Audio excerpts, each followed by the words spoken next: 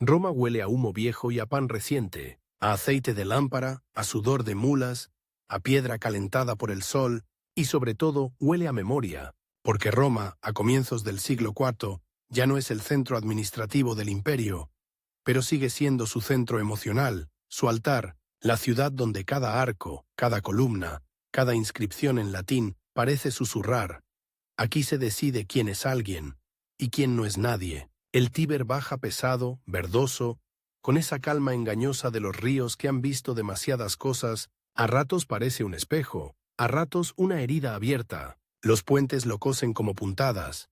El Pons Aelius hacia el mausoleo de Adriano, el Pons Milvius más al norte, viejo paso de ejércitos y comerciantes. Roma es una ciudad de pasos controlados, puertas, murallas, puentes, y quien controla los pasos controla la vida. Pero en esos años el control ya no se decide solo en Roma, se decide en Nicomedia, en Mediolanum, en Sirmium, en Treveris, se decide en campamentos, en oficinas fiscales, en la mesa donde se reparten títulos como si fueran armas. El imperio ha inventado una máquina para que el poder no dependa de un solo hombre. La llaman tetrarquía. 4 gobernantes, 2 Augustos y 2 Césares. Una sucesión planificada. Una geometría de la autoridad. Diocleciano la diseñó como un reloj. Cada engranaje debía girar a su tiempo. Cada relevo debía ser limpio, sin guerras civiles, sin improvisaciones dinásticas. Y sin embargo, los relojes también se rompen. A veces basta una grieta en el metal, a veces basta un hijo. Magencio nace alrededor del año 283. Su nombre completo, Marcus Aurelius Valerius Maxentius, ya suena a catálogo de legitimidades.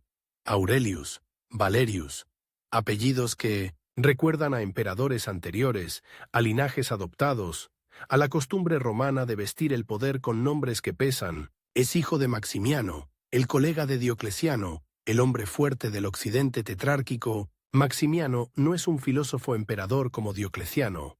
Es un soldado de mandíbula dura, un profesional de la violencia estatal. Lo apodan Herculius, Herculio, como si su fuerza fuera un atributo oficial. Diocleciano es Iobius, Jovio, el de Júpiter. Júpiter y Hércules, un reparto de papeles casi teatral, el estratega y el ejecutor. Magencio crece, por tanto, en un mundo donde el poder se administra como una institución, no como una herencia familiar, y ahí está la primera tensión que lo marcará. Ser hijo de un Augusto en un sistema que pretende que los hijos no importen. La tetrarquía no quiere príncipes, quiere funcionarios supremos. Quiere que el imperio sea una maquinaria, no una familia. Pero Roma, la vieja Roma, no entiende de maquinarias. Roma entiende de sangre, de nombres, de estatuas, de procesiones. Entiende de hijo de. Entiende de descendiente de. Entiende de la escena. En la juventud de Magencio, el imperio es enorme y está cansado. Ha sobrevivido al siglo III, ese siglo de emperadores efímeros, de fronteras rotas, de inflación, de ejércitos que proclaman a cualquiera con tal de que pague. Diocleciano intenta curar esa enfermedad con disciplina. Reforma fiscal, reorganización provincial, separación más clara entre lo civil y lo militar, y una corte imperial que se vuelve más ceremonial, más distante, más oriental en su etiqueta. El emperador ya no es el primer ciudadano que pasea por el foro. Es una figura casi sagrada, inaccesible, rodeada de guardias, de eunucos, de protocolos. La púrpura se vuelve un muro, y Roma, que durante siglos se creyó el corazón del mundo, empieza a sentirse como una reliquia venerada pero apartada. Los emperadores ya no viven allí, las decisiones no se toman allí, las legiones no están acantonadas allí. La ciudad sigue siendo inmensa, sí. Cientos de miles de habitantes, barrios enteros de insulae, mercados, termas, templos, basílicas, pero su peso político se ha desplazado. Mediolanum, más cerca del Rin y de los Alpes, es más útil para un emperador occidental. Treveris mira a Germania. Sirmium mira al Danubio.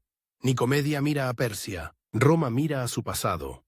Y cuando una ciudad vive de su pasado, cualquier humillación presente se siente como una ofensa personal. A finales del siglo III y comienzos del IV, esa ofensa tiene nombres concretos: impuestos, reclutamientos y la sensación de que Roma paga sin mandar. La tetrarquía necesita recursos estables. La reforma fiscal se apoya en censos, en registros, en una presión más sistemática sobre tierras y personas. Para muchas comunidades, eso significa que el Estado llega con una precisión nueva, casi asfixiante, y Roma, acostumbrada a ser la que reparte honores, no la que recibe órdenes, lo vive con resentimiento. Hay otro elemento, la Guardia Pretoriana. Durante siglos, los pretorianos han sido el músculo armado dentro de la capital, los guardianes del emperador, y a menudo sus verdugos. Han proclamado y han asesinado, han vendido el trono.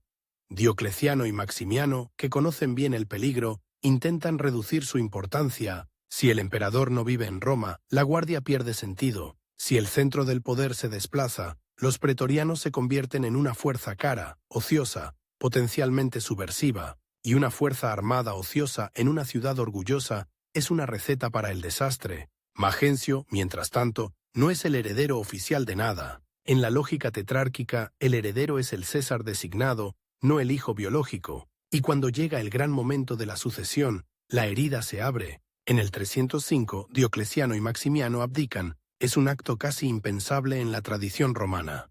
Dos emperadores que voluntariamente dejan el poder lo hacen para demostrar que el sistema funciona, que la sucesión es un procedimiento, no una guerra. Los nuevos Augustos son Constancio Cloro en Occidente y Galerio en Oriente. Los nuevos Césares son Severo y Maximino Dacia, nombres de militares, hombres de carrera, elegidos por su lealtad y su utilidad, y aquí está el detalle que enciende la mecha. Ni Magencio, hijo de Maximiano, ni Constantino, hijo de Constancio, son elegidos como Césares, dos hijos de emperadores apartados por un sistema que pretende ser impersonal, dos jóvenes con redes, con ambiciones, con partidarios, dos nombres que, en Roma y en los campamentos, suenan demasiado fuertes como para ser ignorados. La tetrarquía, que quería evitar la dinastía, acaba provocando el deseo de dinastía, porque cuando se niega una herencia que muchos consideran natural, se crea un agravio, y los agravios, en política imperial, se pagan con sangre. En el 306 muere Constancio Cloro en Eboracum, la actual York, en Britania. Sus tropas proclaman a Constantino, no esperan el permiso de Galerio, no consultan el manual tetrárquico, simplemente lo hacen. Porque el ejército, al final, es el árbitro real. Galerio, desde Oriente, intenta encajar el golpe.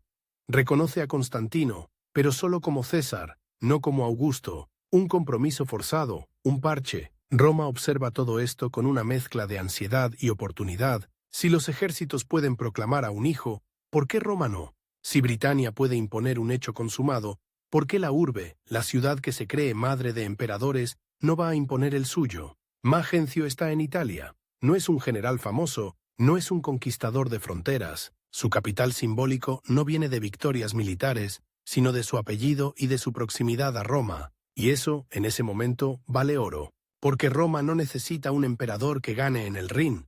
Necesita un emperador que la mire a los ojos. El 28 de octubre del 306, la ciudad se mueve como se mueven las multitudes cuando algo se decide en la calle.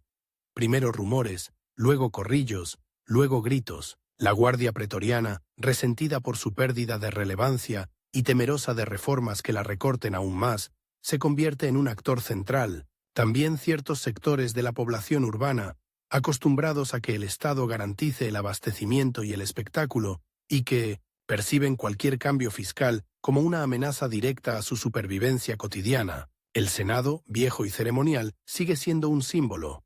Su apoyo no da legiones, pero da una pátina de tradición. Magencio es proclamado emperador en Roma, no por un decreto de Galerio, no por una ceremonia tetrárquica, por aclamación, por la ciudad, por los pretorianos, por esa mezcla explosiva de nostalgia y miedo. La fecha no es casual. 28 de octubre. Roma sabe elegir sus días, los aniversarios importan, las efemérides son armas. Años después, ese mismo día se convertirá en una ironía cruel. Pero en 306 es un acto de afirmación. Roma se da a sí misma un emperador. Magencio adopta un título que dice mucho de su posición. Princeps Invictus, príncipe invicto. Una fórmula que suena deliberadamente menos desafiante que Augusto en el primer momento. Como si quisiera dejar una puerta abierta, como si quisiera negociar con la legalidad tetrárquica sin renunciar al hecho consumado. Es el lenguaje del que toma el poder en casa, pero sabe que afuera lo llaman usurpador. Porque eso es lo que es, en términos del sistema, un usurpador, un hombre que se sienta en el trono sin haber sido designado por los augustos, y sin embargo, en Roma, la palabra usurpador tiene un sabor distinto. Roma ha visto demasiados emperadores llegar por la fuerza. La legitimidad allí no es un papel, es una escena convincente, es pan que llega, es orden en las calles, es paga para los soldados, es respeto a los dioses y a las costumbres, es la sensación de que la ciudad vuelve a ser importante. Magencio entiende esa gramática urbana, su poder nace de la ciudad, no de una frontera, y eso lo obliga a ser, desde el primer día, un emperador romano en el sentido más literal. Un emperador de la urbe, de sus edificios, de sus ceremonias, de su plebe, de su senado, de sus guardias. Pero esa misma raíz es una trampa, porque el imperio ya no se gobierna desde el foro, se gobierna desde los cuarteles y las rutas del grano, desde las provincias que alimentan a la capital, desde las legiones que pueden cruzar los Alpes en semanas. Roma puede aclamar, sí, pero ¿puede resistir? Las murallas de Aureliano, levantadas décadas antes cuando el mundo se volvió peligroso, rodean la ciudad con su cinturón de ladrillo y torres, son una promesa de seguridad. Desde lejos, esas murallas dicen, aquí está Roma, todavía capaz de defenderse. Pero las murallas no producen trigo, no pagan a los soldados, no compran lealtades en el Danubio. Las murallas son piedra. El poder en el siglo IV es logística. Magencio, al ser proclamado, hereda una ciudad que vive de un delicado equilibrio. El abastecimiento de grano, sobre todo desde África, la distribución pública que calma a la plebe, los juegos que distraen, la moneda que circula, la autoridad que se percibe como legítima. Si una de esas piezas falla, la ciudad se vuelve un animal nervioso. Y fuera de Roma, el tablero tetrárquico se endurece. Galerio, el Augusto oriental, no puede permitir que el ejemplo de Magencio se extienda. Si Roma puede proclamar a un emperador por su cuenta, ¿qué impide que otras ciudades hagan lo mismo? La tetrarquía se deshace por contagio. Galerio necesita aplastar la idea, no solo al hombre. Pero aplastar Roma no es sencillo. No es una ciudad cualquiera. Es un símbolo que todavía pesa sobre la imaginación imperial. Incluso los emperadores que la han abandonado siguen buscando su aprobación en monedas, en títulos, en monumentos. Roma es una madre incómoda. Ya no manda, pero nadie se atreve a insultarla abiertamente sin pagar un precio. Magencio juega con esa ambigüedad. Se presenta como restaurador, como protector de la ciudad, como defensor de sus privilegios. La propaganda, en el imperio tardío, no es un discurso televisado, es metal y piedra. Son monedas que pasan de mano en mano, con retratos y leyendas. Son inscripciones en edificios, son estatuas en lugares estratégicos. Son ceremonias donde el emperador aparece como garante de la paz y la abundancia. Y Roma, que vive de imágenes, responde. Hay un detalle íntimo, casi doméstico, que también importa. Magencio no es un extraño. Su familia está conectada con la élite imperial. Está casado con Valeria Maximila, hija de Galerio. Eso significa que, en teoría, hay un puente familiar entre el usurpador romano y el Augusto oriental que lo considera una amenaza, un puente frágil, hecho de parentesco y conveniencia. En la política imperial, los matrimonios son tratados, pero los tratados se rompen. Magencio, además, tiene un hijo, Rómulo, un nombre cargado como una espada. Llamar Rómulo a tu hijo en Roma no es una elección inocente, es un guiño a los orígenes, a la fundación, a la idea de que tu casa está destinada a encarnar la ciudad. Es dinastía en estado puro, es decirle a todos, esto no es un accidente, esto es una línea. La tetrarquía escucha ese mensaje y se inquieta, porque la tetrarquía se construyó precisamente para evitar que un Rómulo volviera a nacer en el palacio. En las calles, mientras tanto, la vida sigue con su brutal normalidad. Los vendedores gritan en los mercados, los carros chirrían sobre el empedrado. En las termas el vapor sube y se mezcla con conversaciones sobre precios, sobre rumores, sobre quién manda de verdad. En los templos los sacrificios continúan, aunque el cristianismo ya está presente como una corriente subterránea que a veces emerge y a veces se esconde, dependiendo del humor del poder. En los cuarteles pretorianos los hombres afilan su importancia. Por primera vez en años vuelven a ser decisivos, y Magencio, en medio de esa ciudad viva y peligrosa, tiene que hacer algo más que aceptar una corona improvisada, tiene que convertir una aclamación en un régimen. El problema es que su proclamación no ocurre en un vacío, ocurre en un imperio donde la autoridad se mide por reconocimiento mutuo entre emperadores y por la capacidad de movilizar ejércitos. Magencio tiene Roma, sí. Tiene Italia central, sí. Pero el norte, las rutas alpinas, las guarniciones, los comandantes, no son automáticamente suyos. Y África, la provincia que alimenta a Roma, es un mundo aparte, con sus propias lealtades y sus propios intereses. En el 306, la tetrarquía todavía pretende funcionar. Galerio todavía cree que puede ordenar el caos. Severo II, el César occidental designado, es el hombre que, en teoría, debe controlar Italia. Y de pronto, Italia proclama a otro. Es una humillación directa, una negación del sistema.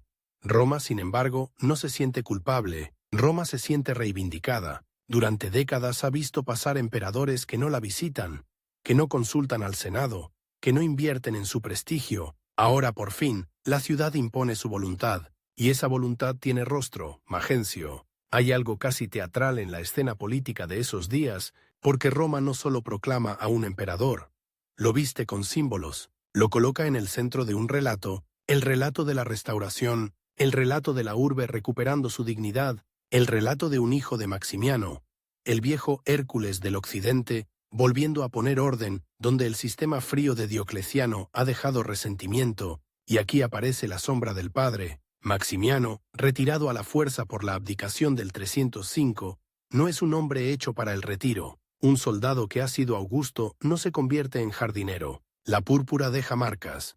Y cuando su hijo es proclamado en Roma, la tentación es inmediata. Volver. Recuperar, participar. Porque si Magencio es emperador, Maximiano puede ser, otra vez, algo más que un viejo. Pero en 306, esa sombra todavía no se ha materializado del todo. Lo que existe es el apellido, el eco de un emperador guerrero. La promesa de que el nuevo régimen no es solo una revuelta urbana, sino una continuidad con la autoridad que ya gobernó. Magencio necesita esa continuidad como el aire, porque sabe que, fuera de las murallas, lo miran con desprecio administrativo, no designado, no reconocido, tirano, en el sentido técnico de quien toma el poder sin autorización, y en el imperio tardío, las palabras importan porque justifican campañas. Si eres tirano, cualquiera puede marchar contra ti en nombre de la legalidad. Roma, por su parte, tiene su propia legalidad. La tradición, el Senado, los dioses tutelares, los aniversarios, los ritos.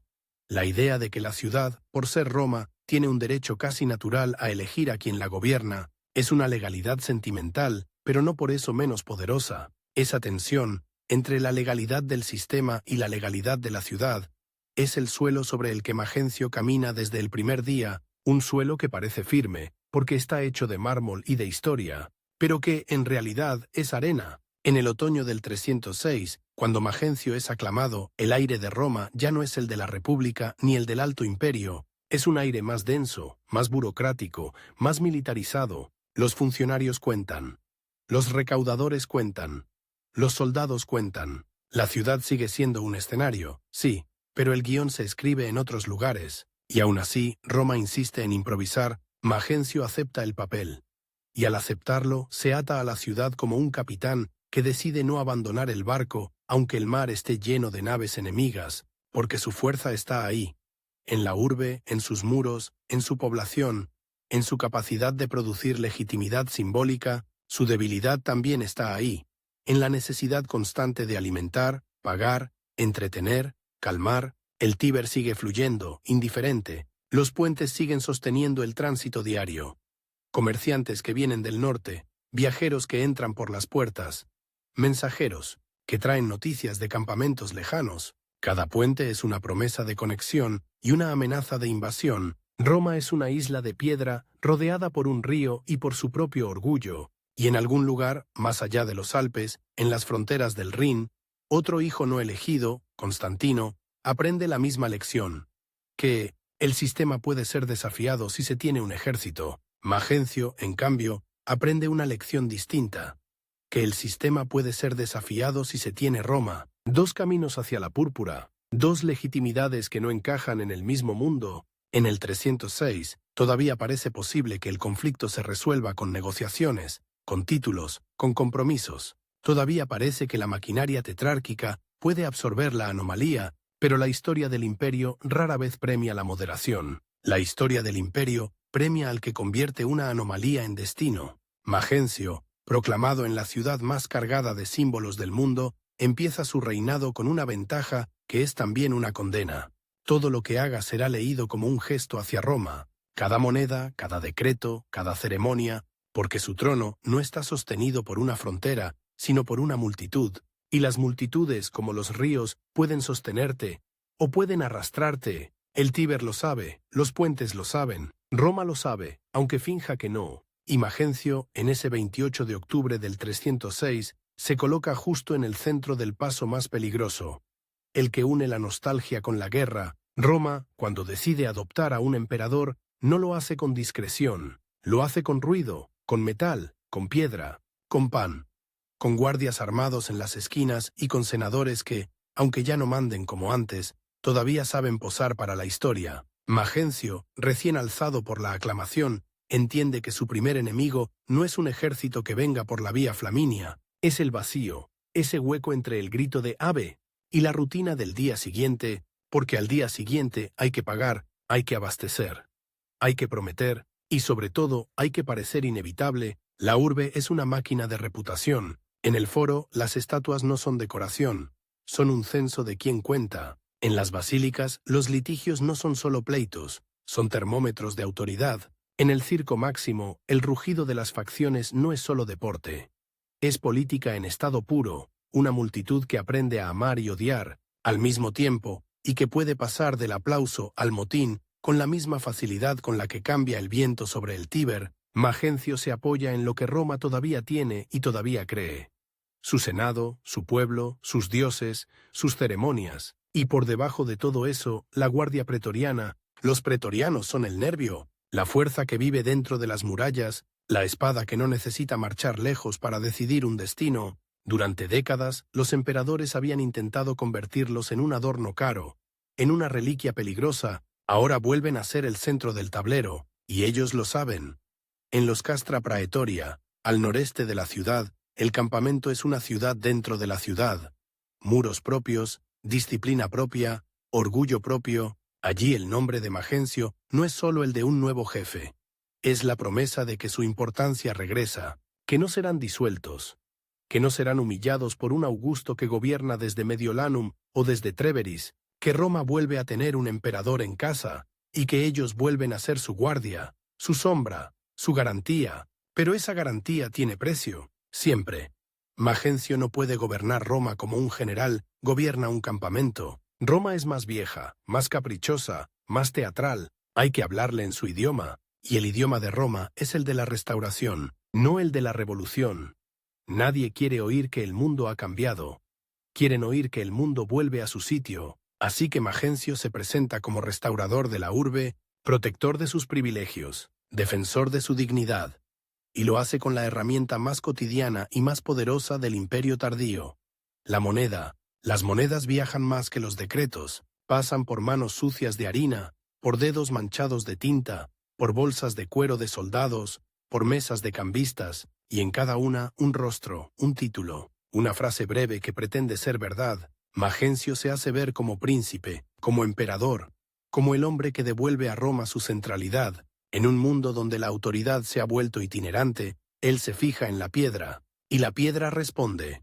Porque Magencio no tarda en entender que, si su poder nace de Roma, debe dejar huellas en Roma, no solo para la posteridad, sino para el presente, para que el ciudadano que cruza el foro sienta que hay un dueño, para que el senador que entra a la curia sienta que hay un protector, para que el comerciante que paga impuestos sienta que paga a alguien que está aquí, no a un nombre lejano en Nicomedia. La ciudad, además, necesita obras. Roma siempre ha amado a los emperadores que construyen. Construir es gobernar con ladrillo, es convertir la propaganda en sombra fresca, en mármol pulido, en bóvedas que impresionan. Y Magencio, que no puede exhibir campañas en el Rin, ni victorias en el Danubio, exhibe columnas, arcos, basílicas, exhibe la idea de que su reinado es orden. En el foro romano, donde cada paso pisa capas de siglos, se levanta una de las grandes declaraciones de su régimen, la basílica que llevará su nombre y más tarde el de su vencedor.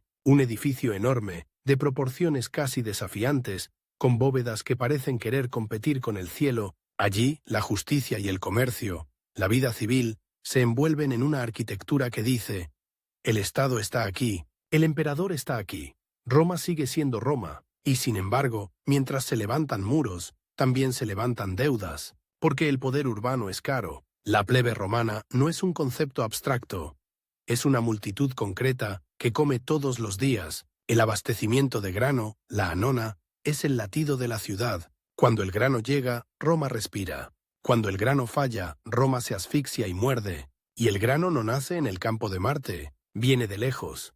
Viene sobre todo de África. Eso significa que Magencio, para ser dueño de Roma, debe ser dueño de las rutas, de los puertos, de los almacenes, de los barcos, de los vientos, de los funcionarios que miden y reparten, de los prefectos que organizan, de los soldados que custodian. Un emperador urbano, en el siglo IV, es un emperador logístico, y la logística, como el Tíber, no perdona. Magencio también necesita al Senado, no porque el Senado pueda darle legiones, sino porque el Senado puede darle una máscara antigua, venerable, útil. El Senado es el eco de la República, el decorado que todavía impresiona a las provincias, el sello que convierte a un usurpador en príncipe ante los ojos de quienes quieren creer. Los senadores, por su parte, son pragmáticos, han sobrevivido a demasiados cambios como para morir por un principio. Si Magencio garantiza estabilidad, si protege propiedades, si mantiene el orden, el Senado puede inclinar la cabeza y llamarlo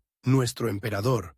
Pero el Senado también observa y calcula, porque sabe que fuera de Italia hay otros emperadores, otros Augustos, otros Césares, y que el mundo no se detiene en las murallas de Aureliano. La primera prueba llega pronto, y llega con botas claveteadas. Severo II, el César designado por la tetrarquía para Occidente, recibe la orden de actuar. Para Galerio, el Augusto oriental que pretende mantener el sistema, Magencio es una infección. Si no se corta, se extiende. Severo marcha hacia Italia con tropas que, en teoría, deberían imponer la legalidad. En la práctica, son hombres que recuerdan a Maximiano, hombres que han servido bajo el padre de Magencio, hombres para quienes el apellido Herculius todavía significa paga, disciplina, victoria, y aquí Roma muestra su arma más extraña, la memoria. Magencio no sale a buscar una gran batalla en campo abierto, no lo necesita. Su fuerza está en la ciudad, en su capacidad de atraer lealtades, y sobre todo en su capacidad de llamar al padre.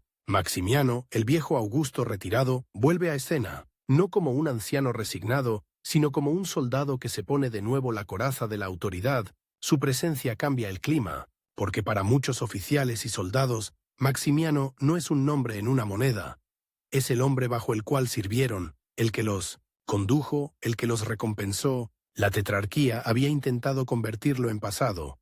Roma lo convierte en presente. Cuando Severo se acerca, la campaña se vuelve menos una invasión y más una negociación armada. Las lealtades se ablandan. Las unidades dudan. ¿Marchar contra Roma? ¿Contra el hijo de Maximiano? ¿Contra Maximiano mismo, si está allí? La disciplina imperial, esa disciplina que Diocleciano había querido convertir en acero, se revela como lo que siempre fue. Una cuerda, tensada por el dinero y el prestigio. Severo se encuentra con un enemigo que no solo tiene murallas, sino también un relato, y el relato es peligroso. Nosotros somos Roma, nosotros somos los antiguos, nosotros somos la casa de Maximiano, vosotros sois funcionarios de un sistema que ya no respeta a la urbe. La marcha de Severo se descompone, no necesariamente en una gran derrota épica, sino en algo más humillante. La deserción, la pérdida de confianza, el desmoronamiento de la voluntad. En el mundo romano tardío, un ejército puede ser enorme, y aún así, frágil. Porque un ejército no es solo hombres, es fe, y la fe se compra, se hereda, se contagia. Severo acaba capturado, y su destino, como el de tantos en estas guerras de legitimidad, no es el de un enemigo honorable, sino el de una pieza que estorba, termina muerto. La forma exacta puede variar según las versiones, pero el resultado es el mismo.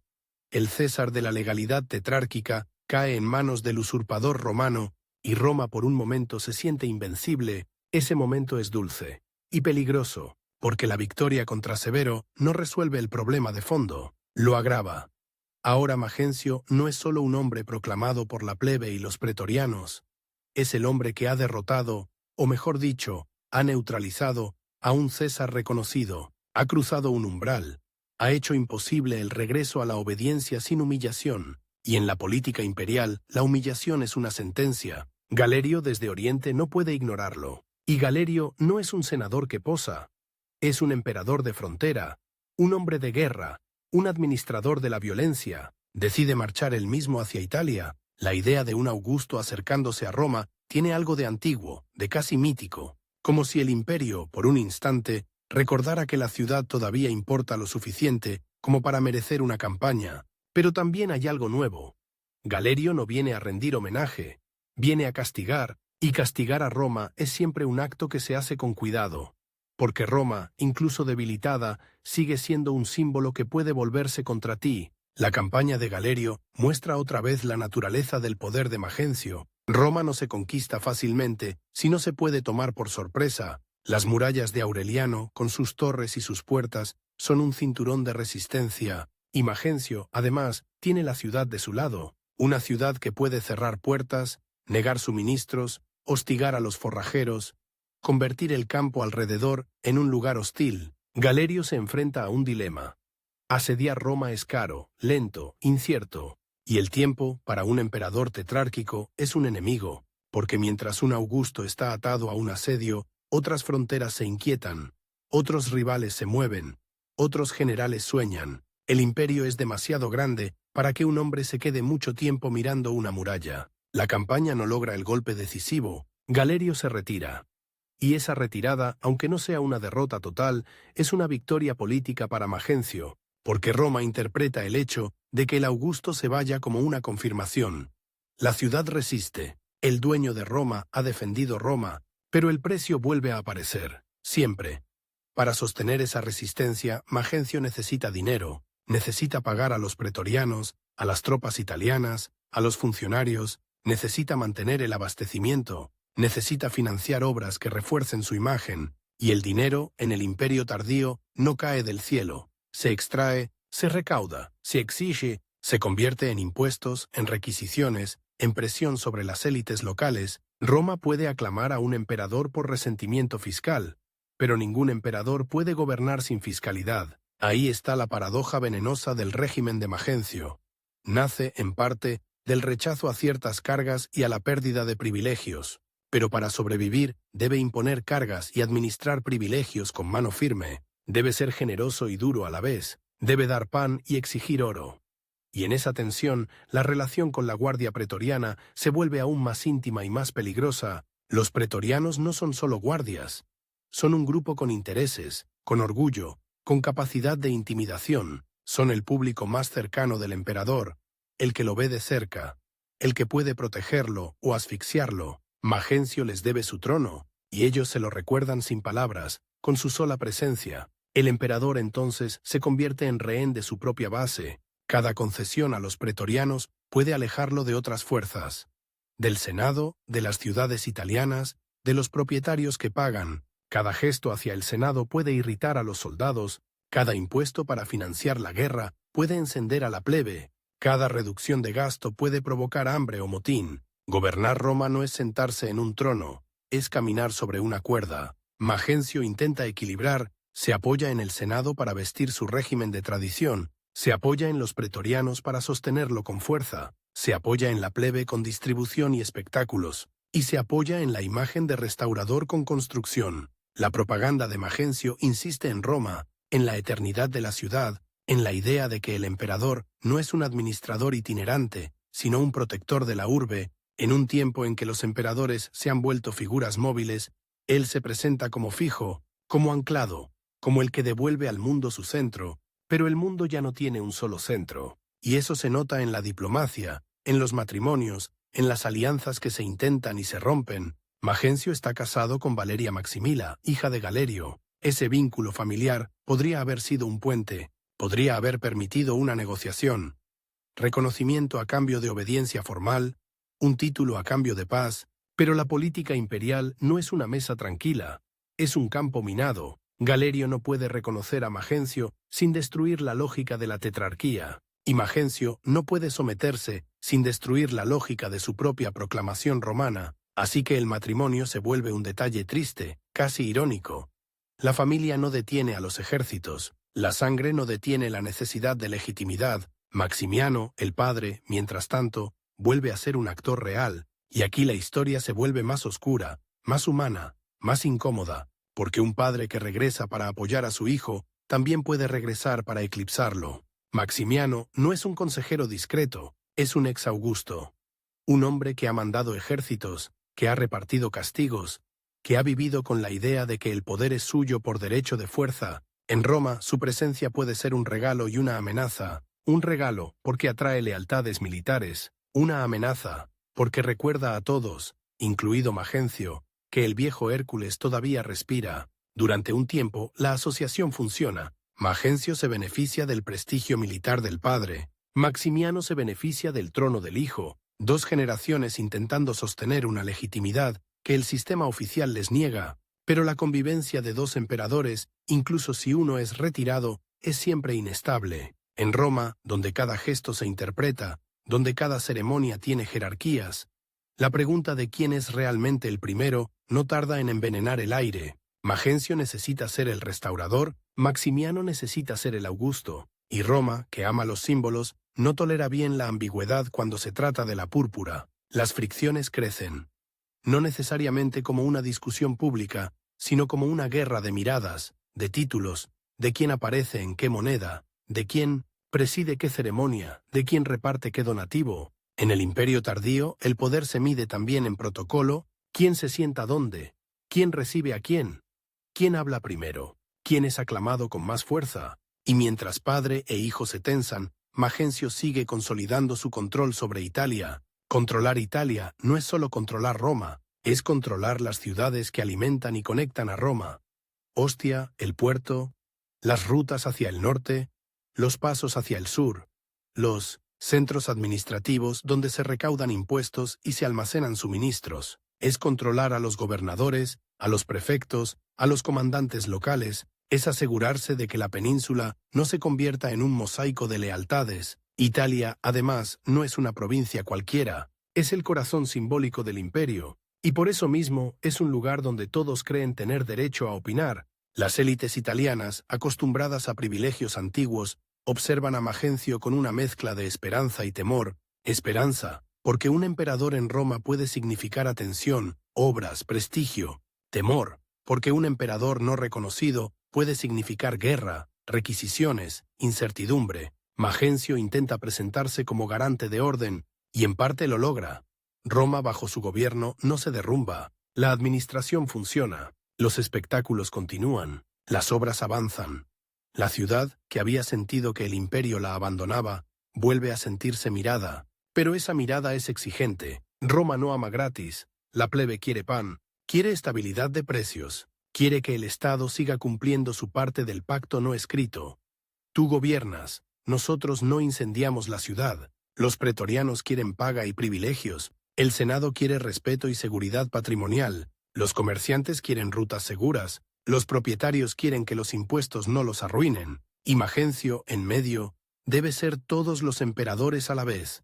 El padre, el juez, el proveedor, el general, el sacerdote, y también debe ser el hombre que no es reconocido por los otros emperadores. Esa falta de reconocimiento no es un detalle diplomático, es una amenaza constante, porque en el mundo tetrárquico el reconocimiento es una red. Sin esa red, cada rival puede presentarte como tirano y justificar una campaña, y cada ciudad, cada gobernador, cada comandante puede dudar. ¿A quién obedecer cuando llegue el momento? ¿Al que está en Roma o al que tiene el sello de la legalidad imperial? Magencio responde con lo que tiene. Roma misma, la ciudad como argumento, la ciudad como escudo, la ciudad como altar, y en ese altar su propaganda insiste en la idea de la restauración, no solo con edificios, también con gestos religiosos y tradicionales. Roma todavía es profundamente ritual, el emperador debe mostrarse piadoso, respetuoso con los dioses tutelares, con las costumbres, en un tiempo en que el cristianismo crece y se organiza, y en que las persecuciones recientes han dejado cicatrices. La política religiosa es también política de estabilidad. Magencio, al menos en la imagen que proyecta, se coloca del lado de la tradición romana, del lado de la ciudad eterna, del lado de los cultos que han acompañado a Roma durante siglos, eso no significa que su gobierno sea una simple postal de paganismo clásico. El siglo IV es más complejo, más mezclado, más ambiguo, pero Magencio necesita que Roma lo vea como uno de los suyos, y Roma, cuando quiere creer, cree. La consolidación de Magencio también se mide en África, no solo por el grano, sino por el prestigio de controlar una región clave. África proconsular y las provincias cercanas son el granero de Roma. Sí, pero también son un espacio de poder propio, con élites ricas, con ciudades orgullosas como Cartago, con una administración que puede inclinar la balanza. Mantener a África leal significa mantener a Roma alimentada y tranquila. Perder África significa hambre, disturbios, y un emperador que, de pronto, parece menos inevitable. En estos primeros años, Magencio logra mantener ese vínculo, y eso le da oxígeno, le permite sostener la vida urbana, le permite financiar su imagen, le permite pagar a quienes deben ser pagados, pero el oxígeno también alimenta el fuego de la ambición, porque cada victoria defensiva, cada retirada de un enemigo, cada moneda acuñada con su rostro, refuerza una idea peligrosa. Que Magencio puede ser más que un emperador de Roma, que puede ser un emperador del Occidente, que puede obligar al sistema a aceptarlo. Y ahí, otra vez, aparece Maximiano como problema. El viejo Augusto no se conforma con ser un apoyo, quiere ser protagonista. Y en algún punto, la tensión se rompe. Las fuentes antiguas hablan de una ruptura abierta entre padre e hijo, de un intento de Maximiano de recuperar el poder, de una escena en la que intenta presentarse como emperador por encima de Magencio. No hace falta imaginar un drama de teatro. Basta con entender la lógica. Dos hombres con púrpura no caben en el mismo espacio sin que uno intente empujar al otro. Magencio, que debe su legitimidad a Roma y a su propia imagen de restaurador, no puede permitir que su padre lo convierta en un simple intermedio. Si cede, se vuelve débil ante los pretorianos, ante el Senado, ante la plebe. Si cede, su régimen se revela como lo que sus enemigos dicen que es: una improvisación. Así que Magencio se endurece, y al endurecerse, rompe el último gran puente emocional que tenía hacia el mundo militar tradicional.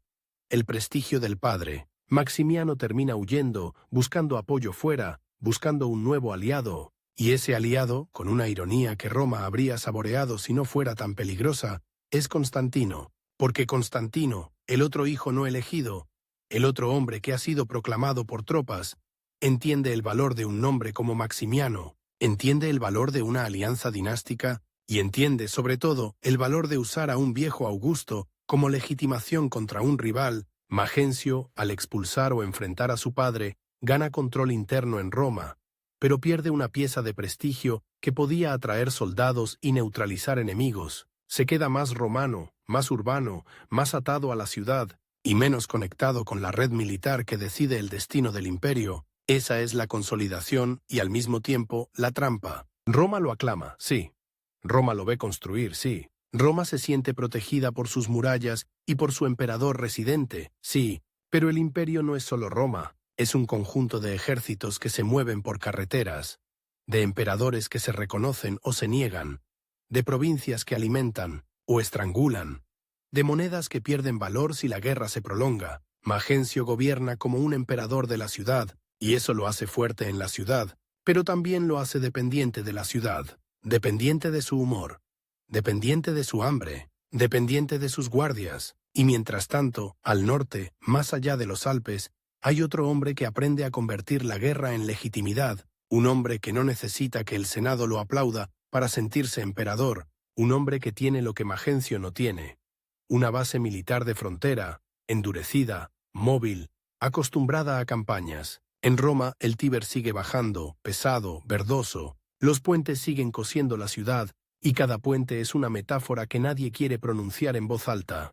El poder es un paso estrecho, se cruza con cuidado, se cruza con guardias, se cruza con miedo. Magencio, en estos años de consolidación, parece dominar los pasos, controla puertas, controla ceremonias, controla monedas, controla el relato de la restauración, pero el río está ahí, siempre, y el río no entiende de propaganda, el río solo entiende de peso, y el poder de Magencio, por brillante que parezca en el mármol del foro, empieza a acumular peso, peso de compromisos, peso de pagos, peso de enemigos que no se han ido, solo se han retirado, peso de un padre convertido en rival, peso de una legitimidad que depende de que Roma siga creyendo, día tras día, que su emperador es inevitable. En la superficie, la ciudad vive, se bañan en las termas, se discute en los pórticos, se apuesta en el circo, se reza en los templos, se compra pan, se mira el rostro del emperador en una moneda y se acepta, por costumbre, que ese rostro manda, pero bajo esa costumbre el imperio cruje, y cada crujido suena como un paso de botas en una calzada lejana. El crujido se vuelve más nítido cuando el nombre de Magencio deja de ser un problema local y pasa a ser un expediente imperial. No basta con tener Roma. Hay que tener el permiso de los demás para llamarse Augusto sin que te llamen tirano, y ese permiso en la tetrarquía no se mendiga. Se concede desde arriba, como una gracia administrativa, como un sello en cera que pretende domesticar la violencia. En el año 308, en Carnunto, a orillas del Danubio, el imperio intenta recomponerse como se recompone una armadura abollada. A martillazos, allí se reúnen los hombres que todavía creen que el sistema de Diocleciano puede salvarse si se le aprietan las correas. Galerio, el Augusto oriental, convoca. Diocleciano, el arquitecto retirado, aparece como una sombra de autoridad, como un recordatorio de que hubo un tiempo en que la sucesión se planificaba y no se improvisaba en un campamento. Y Maximiano, el padre de Magencio, también está allí, pero ya no como el Hércules invencible de las monedas, sino como un viejo general al que se le exige que vuelva a retirarse, que acepte que su época terminó. Carnunto es un juicio sin toga, y Magencio no está invitado. Ese detalle lo dice todo. En Roma, Magencio puede levantar bóvedas y repartir donativos. En Carnunto, su nombre se pronuncia como se pronuncia una enfermedad. No se le reconoce, no se le integra, se le niega el lugar en la mesa, y en su lugar, para Occidente, se elige a otro.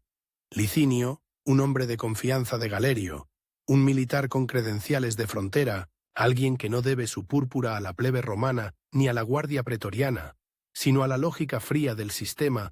Para Magencio, Carnunto es una bofetada a distancia, una bofetada que no deja marca en la cara, pero sí en la política, porque a partir de ese momento, su régimen queda oficialmente fuera de la legalidad imperial. No es un emperador discutido, es un usurpador declarado, y eso cambia el comportamiento de todos los que lo rodean. Los senadores, que habían inclinado la cabeza con pragmatismo, empiezan a pensar en términos de supervivencia a largo plazo. Los gobernadores en Italia miden sus palabras. Los comandantes de guarnición miran hacia el norte, hacia las rutas por donde podrían llegar órdenes nuevas. Los comerciantes, que no aman la incertidumbre, ajustan precios, esconden reservas, especulan con el miedo, y la plebe, que no lee actas de conferencias danubianas, siente el efecto en lo único que importa. En el mercado, en el pan, en el rumor, Roma es una ciudad que vive de señales, un cambio en el tono de los pregoneros, un retraso en los barcos, una moneda que pesa un poco menos, un impuesto que se cobra con más prisa, y de pronto, la seguridad que parecía sólida se vuelve una capa fina sobre un suelo que tiembla. Magencio responde como sabe responder un emperador urbano, con presencia, con ceremonia, con piedra. Se muestra, preside, aparece en los juegos, reafirma su papel de protector de la urbe, pero la política no se sostiene solo con teatro cuando el resto del imperio te ha puesto una etiqueta en la frente, y entonces el conflicto con Maximiano, que ya venía fermentando, se vuelve inevitable, porque el padre no es solo un padre, es un símbolo, es una llave, es un nombre que abre puertas en los cuarteles, y también es un hombre que no acepta ser un adorno en el régimen de su hijo. Maximiano había regresado del retiro para ayudar a Magencio a resistir a Severo y a Galerio. Había sido útil, había sido temible, pero la utilidad de un viejo Augusto tiene un precio. Exige protagonismo, y en Roma, donde cada gesto se convierte en jerarquía, la coexistencia se vuelve una guerra silenciosa. Hay versiones que hablan de una escena casi teatral. Maximiano intentando arrebatarle la púrpura a Magencio ante tropas reunidas, apelando a su propia autoridad, esperando que los soldados, por memoria y por costumbre, lo sigan a él. Y hay algo profundamente romano en esa imagen. El poder como espectáculo, el poder como aclamación, el poder como ruido de escudos golpeados, pero el ruido no siempre obedece al que lo convoca. Magencio, que conoce a los pretorianos y sabe cómo se compra y se mantiene una lealtad, no puede permitir que su padre lo humille, no puede. Porque si el hijo cede ante el padre, cede ante todos. Y Roma, cuando huele debilidad, no espera a que el emperador se recupere. Lo devora, así que Magencio corta. No con una espada en público, sino con una decisión política que es más cruel que un duelo. Aparta a Maximiano. Lo desautoriza, lo obliga a huir. Y Maximiano, expulsado de la ciudad que había defendido, hace lo que hacen los hombres de su generación cuando pierden un trono. Busca otro. El viejo Augusto cruza el mapa como una moneda gastada que todavía conserva valor, y encuentra a quien sabe usarlo, Constantino. Constantino, en la Galia y Britania, es un emperador de frontera, un hombre que entiende que la legitimidad se fabrica con victorias y con alianzas. Ya se ha casado con Fausta, hija de Maximiano, y ese matrimonio no es romance. Es arquitectura política. Tener a Maximiano cerca, aunque sea como suegro, aunque sea como símbolo, le sirve para presentarse como heredero de una línea imperial respetable. Y ahora, con Maximiano enfrentado a Magencio, el juego se vuelve más afilado. El padre puede ser un arma contra el hijo. Magencio, al romper con Maximiano, se queda más solo. Y lo peor no es la soledad sentimental, es la soledad dinástica. En un mundo donde los títulos se justifican con genealogías y adopciones, perder al padre como aliado significa perder una parte del relato, y Magencio vive del relato. Luego llega el año 310. Maximiano muere tras su último intento de recuperar poder, esta vez contra Constantino. Las fuentes hablan de conspiración, de rebelión, de un final impuesto. Lo esencial es que Maximiano desaparece del tablero, y con él desaparece una figura que, incluso como enemigo, mantenía abierta una posibilidad de negociación familiar, de reconciliación, de un puente entre Roma y las legiones del norte. Puentes, siempre puentes. Magencio, que gobierna la ciudad de los puentes, ve cómo se le caen los suyos fuera de las murallas, y cada puente que se cae obliga a cargar más peso sobre los que quedan. Los pretorianos, el Senado, la plebe, el grano. Porque el grano es el verdadero soberano de Roma, no el Senado, no los dioses, no la púrpura, el grano. La anona no es una palabra administrativa, es una rutina física. Barcos que llegan a Ostia, el puerto en la desembocadura del Tíber, con sus velas sucias de sal y viento, sacos que se descargan con gritos y cuerdas, almacenes donde el trigo se apila como una promesa, funcionarios que miden, que sellan, que anotan, guardias que vigilan, porque el hambre convierte cualquier esquina en un campo de batalla. Y luego el río, el Tíber llevando esa riqueza hacia el corazón de la ciudad. Como una arteria lenta, Roma puede perdonar muchas cosas. Puede perdonar un emperador mediocre, puede perdonar impuestos si hay pan, puede perdonar incluso derrotas si la vida cotidiana sigue, pero no perdona el estómago vacío. Y África, la gran despensa, empieza a temblar. En 310 o 311, en África, surge un desafío. Domicio Alejandro, un alto funcionario, vicario o gobernador con poder real, se rebela. No es un bandido, no es un bárbaro, es un hombre del sistema que decide que el sistema puede servirle a él, y eso es lo más peligroso. Las rebeliones más eficaces no vienen de fuera, vienen de dentro, de quienes conocen los engranajes. África, con Cartago como centro, tiene su propia élite, su propia riqueza, su propio orgullo, y también tiene una palanca que puede estrangular a Roma sin necesidad de tomar una sola muralla. Puede cortar el grano. Cuando el grano se interrumpe, Roma lo siente como se siente una fiebre. Primero, el precio sube.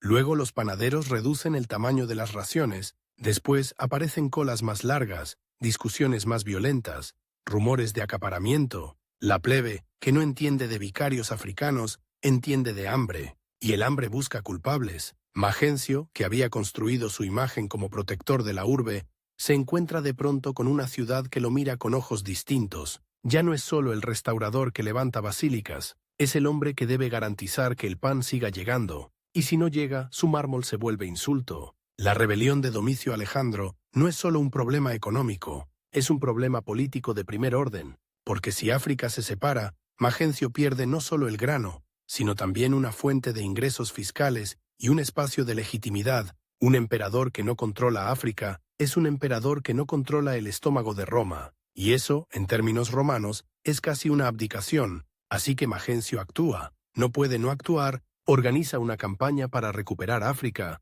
y aquí se ve la fragilidad de su poder. Para resolver un problema logístico, necesita una solución militar, pero su base militar principal está en Italia, en torno a Roma, con pretorianos y tropas que no son las legiones de frontera curtidas en campañas largas. Mover fuerzas hacia África implica barcos, implica coordinación, implica dejar Italia menos protegida, implica gastar dinero que ya está comprometido en donativos, en obras, en paga. La guerra africana, además, no es una marcha por calzadas imperiales, es mar, es viento, es riesgo, es transportar hombres, caballos, armas, provisiones, cruzando un Mediterráneo que puede ser amable un día y mortal al siguiente. Es depender de puertos, de mareas, de capitanes, y es enfrentarse a una región donde las lealtades pueden ser ambiguas.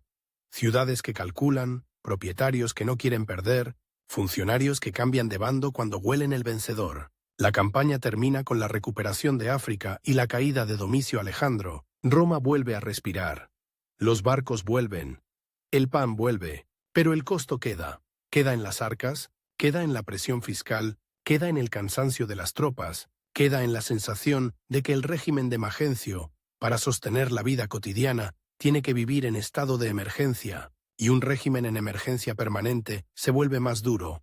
Para financiar guerras y mantener la ciudad, se aprietan impuestos, se exigen contribuciones, se confiscan bienes de enemigos reales o supuestos, se castiga a quienes se sospecha que han simpatizado con la rebelión africana, la administración se vuelve más intrusiva, y eso, en una Italia acostumbrada a privilegios, genera resentimiento. El Senado, que había sido un decorado útil, empieza a sentir el filo, porque cuando un emperador necesita dinero, mira hacia dónde está el dinero, y el dinero, en Roma, está en las casas de los grandes, en sus villas, en sus tierras, en sus redes de clientes. Majencio necesita a los senadores para la máscara, sí, pero también puede necesitarlos como fuente de recursos, y esa dualidad envenena la relación. Al mismo tiempo, la Guardia Pretoriana sigue siendo el pilar, y un pilar que sabe que sostiene el techo exige pago, exige privilegios, exige que el emperador no los traicione. Majencio, cada vez más dependiente, tiene menos margen para reformar,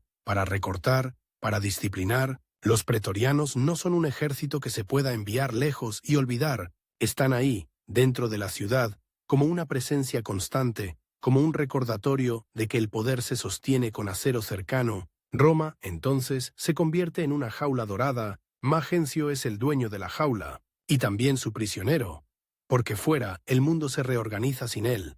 Galerio muere en 311, el gran defensor del sistema tetrárquico desaparece, y con su muerte el tablero se vuelve aún más líquido. Licinio y Maximino Daia se reparten el oriente en una tensión que huele a guerra. Constantino, en Occidente, observa, calcula.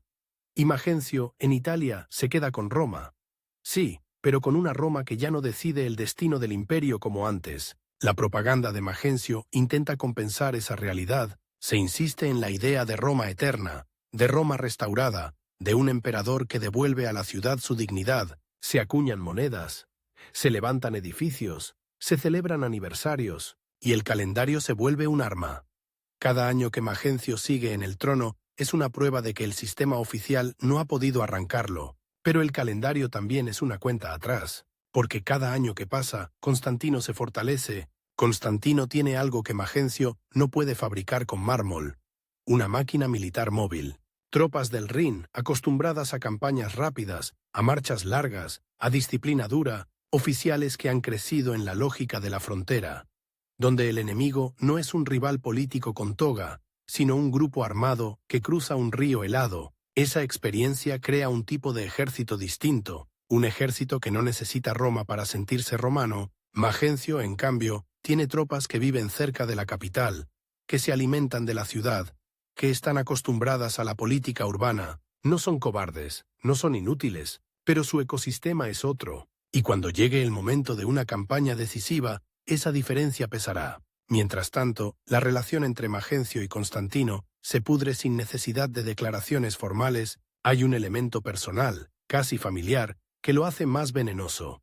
Constantino está vinculado a Maximiano por matrimonio y por la historia de su muerte. Magencio, hijo de Maximiano, puede presentarse como vengador, como heredero legítimo de la casa. Constantino puede presentarse como el hombre que castigó a un viejo conspirador. Dos relatos incompatibles, dos maneras de usar el mismo cadáver, y en la política romana los cadáveres son argumentos. Magencio empieza a construir su propia versión. Constantino no es un colega, es un usurpador más, un hombre que se ha apropiado de títulos sin permiso, un traidor a la memoria de Maximiano. Se levantan estatuas, se borran nombres, se reescriben lealtades. La propaganda, que en tiempos de paz es un murmullo, en tiempos de tensión se vuelve un grito. Pero el grito no detiene a un ejército. En Italia, además, el desgaste se acumula como polvo en los pórticos. La guerra africana ha costado, la presión fiscal se siente, las élites locales, en ciudades del norte, en la llanura padana, en los corredores hacia los Alpes, empiezan a pensar en términos de futuro. ¿Quién ganará cuando llegue el choque? ¿Quién garantizará propiedades? ¿Quién castigará a los que se equivoquen? Y esa pregunta, aunque nadie la pronuncie en voz alta en el foro, se pronuncia en cenas privadas, en cartas, en conversaciones con clientes, se pronuncia en el silencio de los contables que revisan cuentas y deciden cuánto oro esconder. Magencio intenta reforzar defensas. Italia tiene pasos, tiene puertas naturales. Los Alpes son una muralla de piedra, pero con grietas. Los pasos por donde han entrado ejércitos desde Aníbal hasta los generales de la tetrarquía. Controlar esos pasos requiere guarniciones, requiere fortificaciones, requiere comandantes leales, y la lealtad otra vez cuesta. El emperador romano tardío vive rodeado de informes, mensajeros que llegan con polvo en la túnica, tablas enceradas con cifras, cartas selladas, rumores de movimientos en la Galia, noticias de alianzas en el oriente. Y cada informe es una gota que cae en el mismo recipiente. La certeza de que el choque con Constantino no es una posibilidad, es una estación del año. Magencio, sin embargo, no puede moverse como Constantino. No puede abandonar Roma por largos periodos sin arriesgar que su base urbana se resquebraje. Su poder está atado a la ciudad como un barco al muelle. Puede navegar un poco, pero no puede perder de vista el puerto, y eso limita su estrategia, porque Constantino puede elegir el momento. Magencio, en cambio, debe reaccionar. En esos años, Roma sigue siendo Roma. El sol cae sobre el travertino, el polvo se levanta en las calles estrechas. En el circo, las facciones siguen gritando colores como si fueran banderas de guerra. En las termas, el vapor borra diferencias sociales por unas horas. En el foro, los abogados siguen hablando como si las palabras pudieran detener el tiempo. Y el Tíber sigue pasando, indiferente, cargando barcazas, reflejando puentes. Puentes que son control. Puentes que son tránsito. Puentes que son vulnerabilidad. Magencio, el emperador de la ciudad, entiende los puentes como entiende las puertas, como puntos donde se decide quién entra y quién sale, y por eso su régimen es tan obsesivo con el control urbano, pero el imperio, cada vez más, se decide en otros puentes, en los puentes del Rin, del Danubio, en los pasos alpinos, en los cruces donde marchan legiones, y ahí Magencio no manda.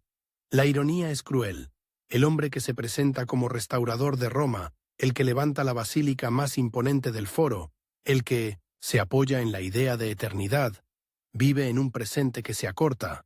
Cada año entre 308 y 312 es un año en que su aislamiento se vuelve más evidente, no porque Roma deje de ser grandiosa, sino porque el mundo imperial ha aprendido a funcionar sin pedir permiso a Roma. Cuando Constantino finalmente decida moverse, no lo hará para negociar títulos, lo hará para tomar el símbolo, para entrar en la ciudad que todavía otorga una legitimidad que ninguna frontera puede dar, y Magencio lo sabe.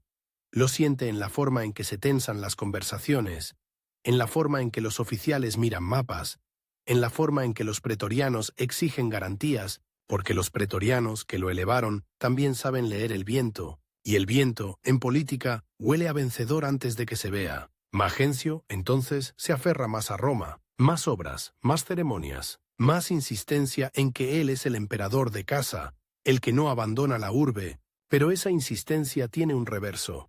Si eres el emperador de casa, cuando llegue el enemigo, tendrás que defender la casa. No podrás decir que Roma es solo un símbolo. Tendrás que convertir el símbolo en campo de batalla, y el símbolo, cuando se convierte en campo de batalla, deja de obedecer a quien lo invoca. En las noches, Roma no es solo mármol y antorchas, es también miedo. Miedo en los almacenes de grano, donde un retraso puede ser un motín, miedo en las casas de los ricos, donde una confiscación puede llegar con un sello imperial, miedo en los cuarteles, donde los soldados se preguntan si su paga seguirá siendo segura, miedo en los templos, donde se pide a los dioses que el orden no se rompa. Magencio, en su palacio, rodeado de funcionarios, de guardias, de aduladores y de hombres que callan demasiado, vive con una certeza que no se puede decir en público. Su poder es enorme, pero es frágil. Enorme porque tiene Roma. Frágil porque depende de que Roma siga funcionando como una máquina perfecta. Pan, orden, espectáculo, paga, ritual y una máquina perfecta. Cuando se atasca, no se detiene con elegancia. Se rompe. El Tíber sigue bajando. Los puentes siguen en pie. Y en algún lugar, más allá de las montañas, un ejército se prepara para cruzar. No un ejército que viene a discutir, sino un ejército que viene a decidir. Magencio ha sobrevivido a la legalidad de Carnunto. Ha sobrevivido a la pérdida del padre. Ha sobrevivido al hambre africana y a su propia victoria costosa. Ha sobrevivido, sí. Pero sobrevivir no es lo mismo que consolidar, y en el Imperio Romano tardío, la diferencia entre ambas cosas puede ser tan estrecha como un puente sobre un río oscuro. En la primavera del 312, cuando el deshielo empieza a soltar las montañas y los caminos vuelven a oler a barro removido, Constantino hace lo que Magencio temía desde hacía años, y al mismo tiempo lo que Magencio necesitaba para que su propio relato tuviera sentido. Baja a Italia, no manda emisarios con fórmulas de cortesía, manda columnas, manda herraduras, manda disciplina. Los Alpes, que en Roma se imaginan como una pared, en realidad son una puerta con bisagras viejas.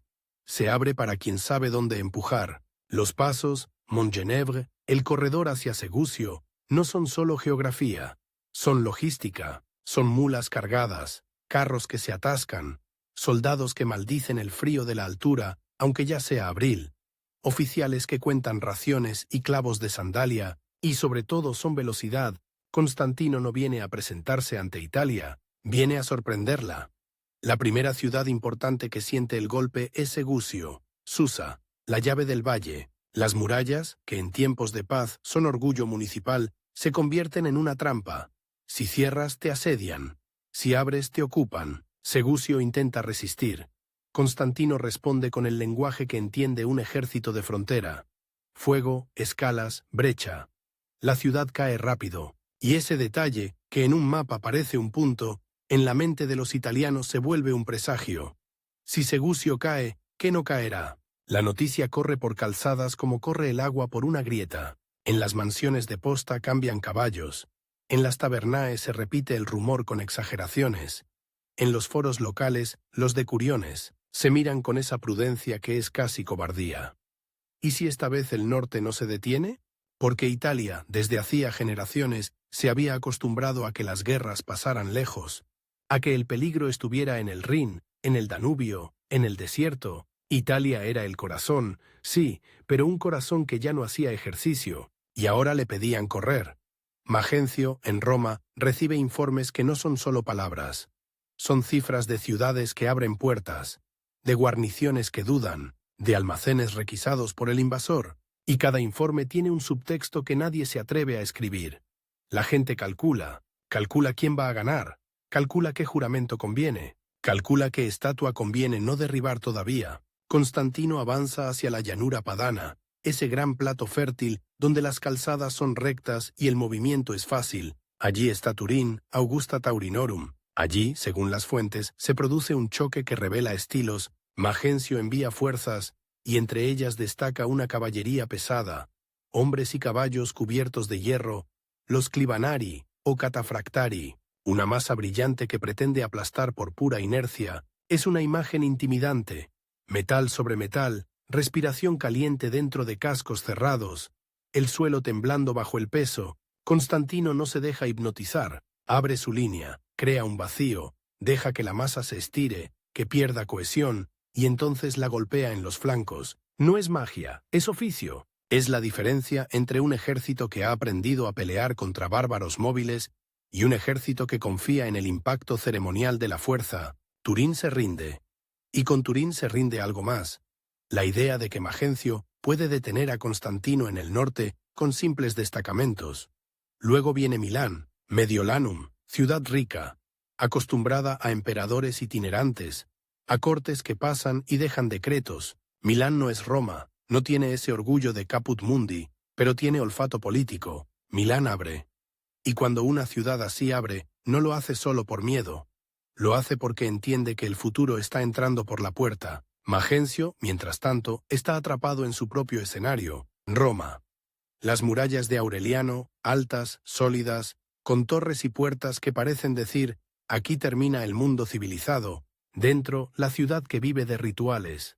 El Senado como eco, la plebe como termómetro, los pretorianos como cuchillo. Magencio podría hacer lo que haría un emperador prudente que tiene una fortaleza y un enemigo en marcha: encerrarse, aguantar, obligar al invasor a desgastarse, a estirar líneas de suministro, a pudrirse en el verano italiano con moscas y fiebre, a negociar desde la necesidad. Pero Magencio no gobierna solo con estrategia, gobierna con legitimidad urbana, y la legitimidad urbana es caprichosa. Hoy te aclama, mañana te llama tirano. Roma no es una fortaleza cualquiera, es un teatro.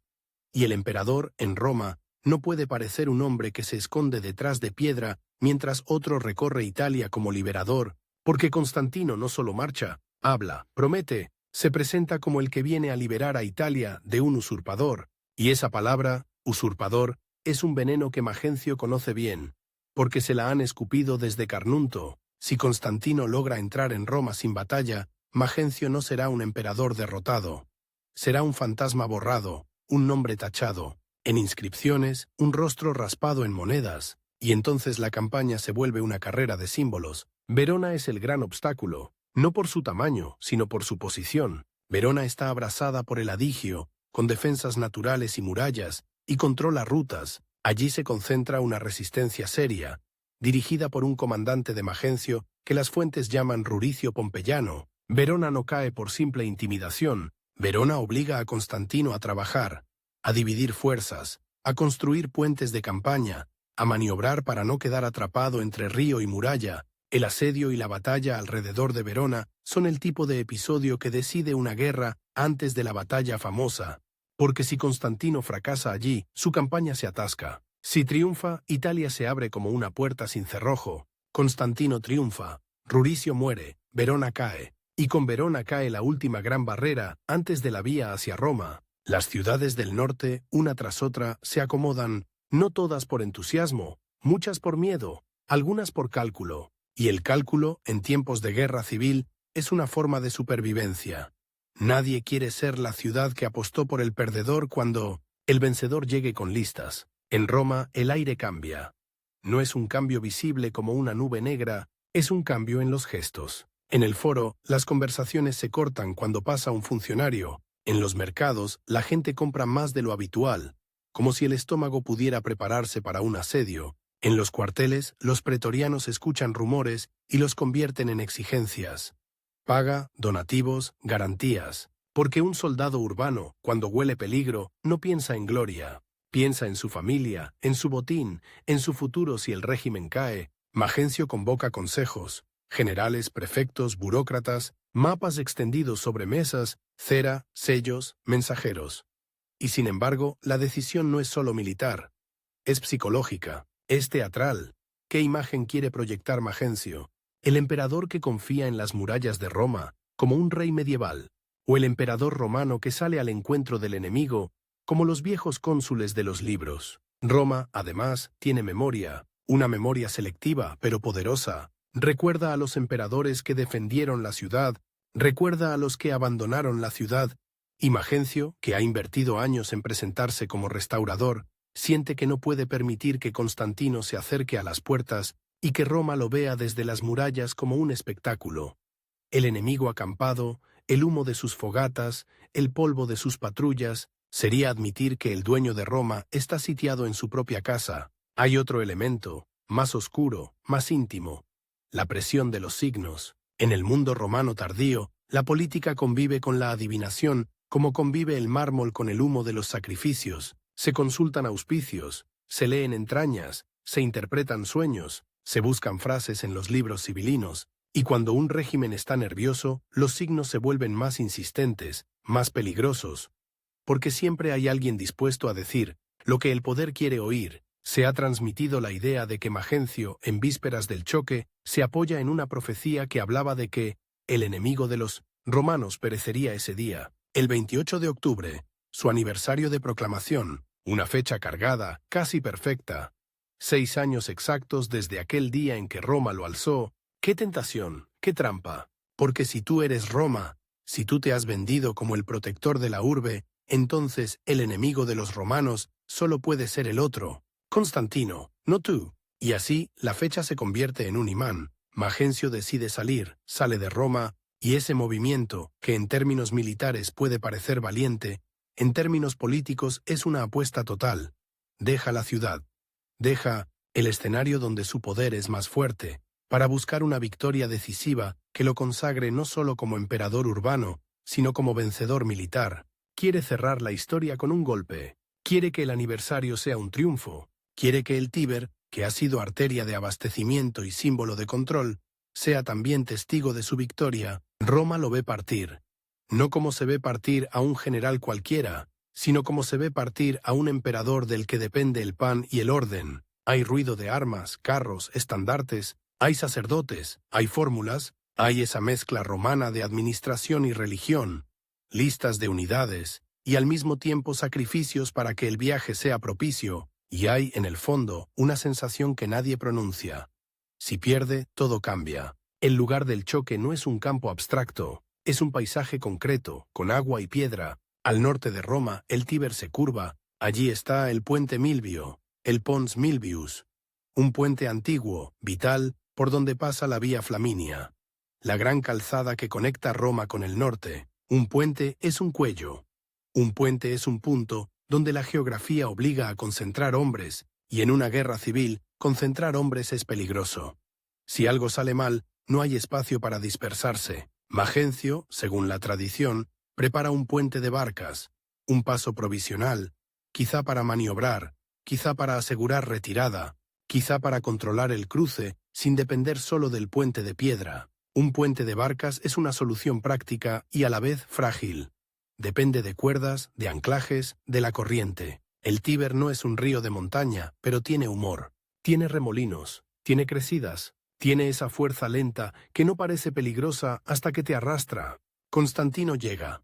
Su ejército viene de una campaña rápida, con victorias que alimentan la moral, viene con la sensación de que los dioses, o el destino, o la fortuna, están de su lado, y en el ejército romano la moral no es un adorno, es un multiplicador, un soldado que cree que va a ganar pelea distinto, un oficial que cree que va a ganar arriesga más, un ejército que cree que va a ganar se mueve como una máquina. La batalla del puente Milvio, el 28 de octubre de 312, se convierte en el punto donde todo lo acumulado en 6 años se condensa en horas. No es solo un choque de hombres, es un choque de modelos de poder. Magencio trae consigo el peso de Roma, pero también su dependencia.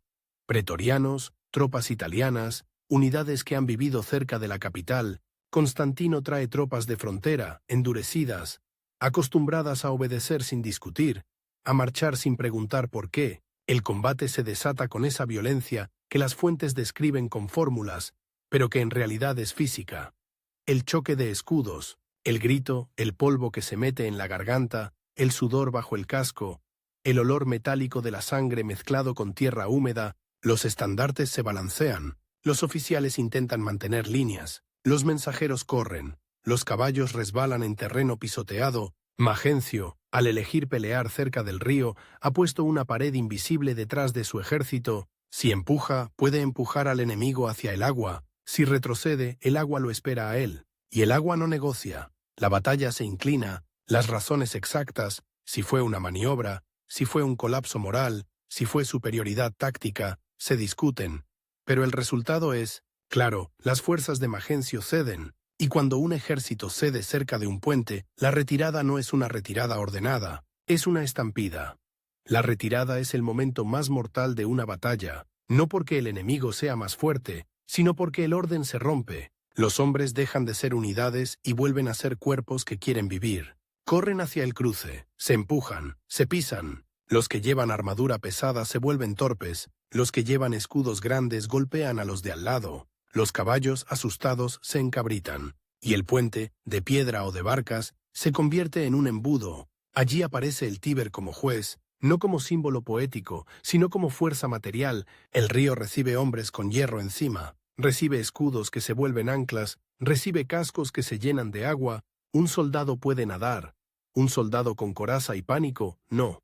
Magencio muere allí, en la retirada, en el caos del cruce, ahogado en el Tíber, el mismo río que alimentaba Roma, el mismo río que llevaba el grano desde Ostia, el mismo río que pasaba bajo los puentes que él controlaba. El emperador de la ciudad de los puentes termina tragado por el agua bajo un puente. Hay algo brutalmente romano en esa imagen. El poder, que parecía sólido como las murallas, se disuelve en un remolino. El cuerpo se recupera, y el cuerpo, en una guerra civil, es un documento. Es prueba, es propaganda. Constantino necesita que Roma vea, que Roma crea, que Roma entienda que el régimen anterior no está en retirada, no está negociando, no está resistiendo, está muerto. La cabeza de Magencio, según la tradición, es llevada en procesión. No es solo crueldad, es política, es el mensaje más claro posible para una ciudad que vive de señales. El dueño anterior ya no existe, y entonces Roma abre. No porque ame a Constantino, sino porque Roma siempre ha sabido sobrevivir. Las puertas, esas bocas de piedra en las murallas, se abren para el vencedor. Constantino entra. Entra en la ciudad que durante siglos había sido el centro simbólico del mundo, aunque ya no fuera el centro administrativo. Entra, y con ese acto, convierte su victoria militar en legitimidad, pero la legitimidad, en el imperio tardío, no se sostiene solo con entrar, se sostiene con reordenar. Y Constantino reordena con rapidez, como quien sabe que el poder recién conquistado es más frágil que el poder heredado. La guardia pretoriana, ese viejo animal romano que había hecho y deshecho emperadores, paga el precio. Los pretorianos habían sido el músculo de Magencio, su base, su amenaza y su garantía. Para Constantino son un riesgo intolerable. Una fuerza armada dentro de la capital, con tradición de vender lealtades, así que la desmantela, disuelve la guardia, destruye su cuartel, los castra praetoria, o al menos lo neutraliza como símbolo. Es un gesto quirúrgico.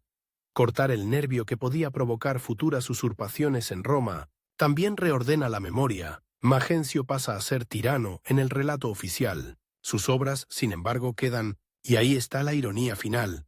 El constructor de Roma deja edificios que el vencedor puede usar. La gran basílica del Foro, iniciada por Magencio, será asociada a Constantino. La piedra cambia de dueño con facilidad. La inscripción se reescribe. El mármol no protesta. Para la ciudad el cambio es inmediato y extraño. Un día, Magencio es el protector, el restaurador, el hombre del aniversario. Al siguiente, su nombre es peligroso. Los funcionarios cambian fórmulas en documentos. Los sacerdotes ajustan plegarias. Los senadores, expertos en sobrevivir a emperadores, se apresuran a mostrar obediencia. La plebe mira los juegos, mira el pan, mira si el orden se mantiene. Roma no es sentimental, Roma es práctica. Y sin embargo, algo se rompe en el fondo. La ilusión de que Roma puede fabricar emperadores por sí sola. Magencio había sido, en cierto modo, el último gran intento de un emperador romano en el sentido antiguo.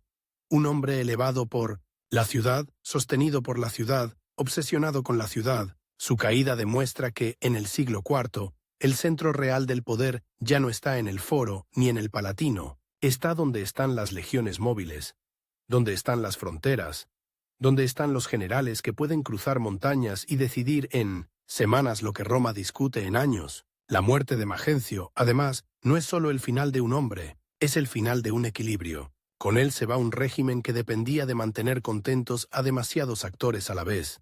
Pretorianos, plebe, senado, abastecimiento, un régimen que podía parecer sólido mientras el enemigo estaba lejos, pero que, cuando el enemigo llegó con velocidad y victorias, descubrió que su fuerza era también su cadena. No podía moverse sin perder Roma, y no podía quedarse sin parecer débil. Constantino, al vencer en el puente Milvio, no solo gana una batalla, gana el derecho a redefinir qué significa ser emperador, y lo hace con gestos que son, otra vez, puentes. Puentes entre la vieja Roma y un nuevo tipo de poder. más militar, más itinerante, más capaz de imponer su versión de la legitimidad. El Tíber sigue fluyendo, los puentes siguen en pie, la ciudad sigue respirando con su ritmo de mercados, termas y procesiones. Pero el río ya se ha llevado a un emperador, y Roma, que siempre ha vivido de controlar pasos, aprende que hay pasos que no controla nadie. El paso del tiempo, el paso de los ejércitos, el paso de la fortuna. Magencio quiso que su aniversario fuera una coronación definitiva. Fue un epitafio, y el agua, silenciosa, lo escribió sin tinta.